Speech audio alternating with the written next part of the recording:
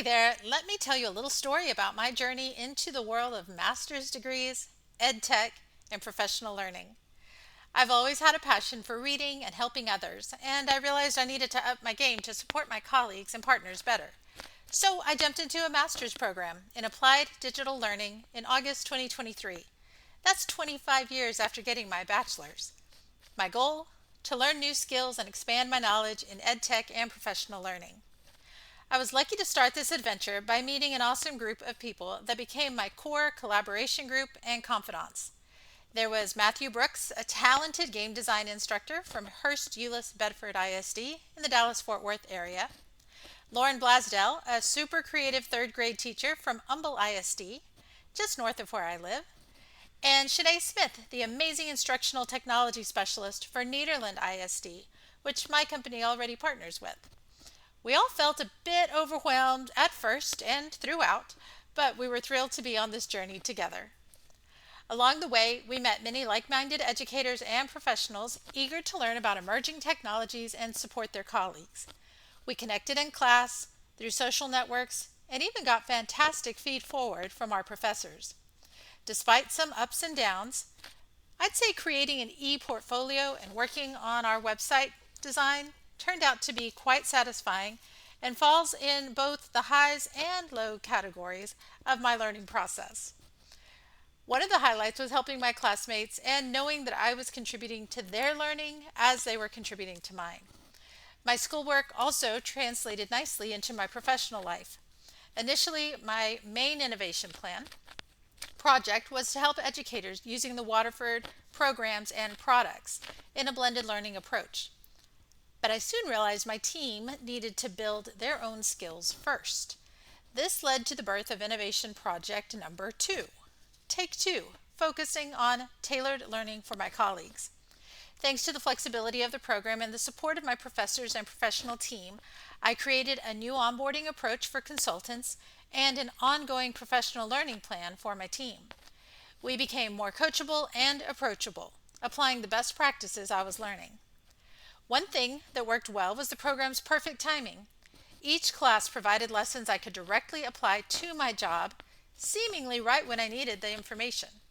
From discussing growth mindset to creating innovation projects, we learned about digital resources, podcasting, and even becoming published authors. We set up significant learning environments with a new twist, allowing our learners to have choice, ownership, voice, and authentic experiences. The COVA approach. Thanks, Dr. Hrapnik. Something that worked well was focusing on being an influencer while also knowing who to include to have the greatest impact. I included my vice president and senior vice president right from the start, allowing me to brainstorm with them, gain their support, and also gain a better understanding of our resources and constraints. However, I could have done a better job by considering costs and return on investment earlier. I realized we had been so focused as a team on helping others that we neglected our own professional learning. Now my team is participating in new learning experiences and sharing their knowledge. I have some working solo, some in pairs or in teams, completing projects that will directly translate into supporting teachers. I'm especially excited about a team that recently attended a Harvard workshop for 2 days, which we're now turning into a family engagement series for our internal and school partners. I've learned that Google and YouTube are my best friends for learning new platforms like Canva, Canvas, Blackboard, and Wix. A team approach works better than figuring things out alone, and that most people are willing to share their knowledge.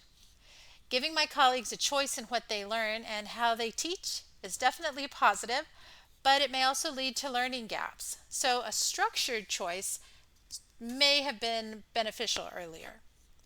As this new school year and fiscal year begin, we'll be doing more in-person coaching for our school partners and each other. This is the next phase of my innovation plan, aiming to make our team more coachable, approachable, and knowledgeable.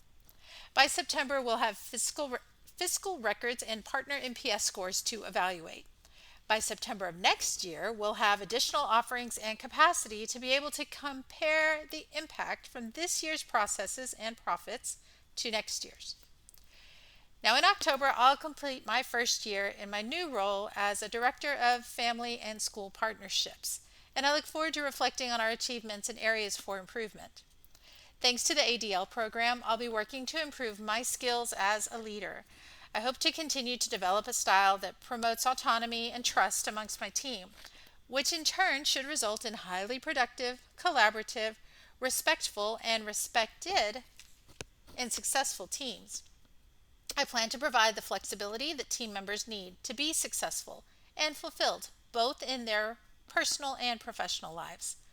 I know along the way I'll need to take time to reflect, lean into my network, and revisit the resources and knowledge I've gained through the Applied Digital Learning Program, Masters of Education at Lamar University.